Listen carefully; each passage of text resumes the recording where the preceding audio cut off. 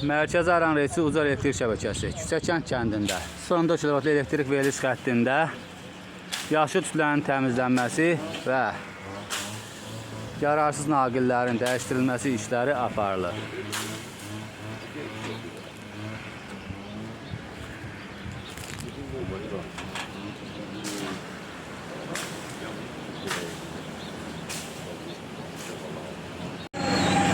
Mərkəzi Aran Reysi Ucar elektrik şəbəkəsi Küçəkənd kəndində 14 kV elektrik veriliş xəttində yaşıl tüplərin təmizlənməsi və boş məhdullərin tarımlanması işləri aparılır.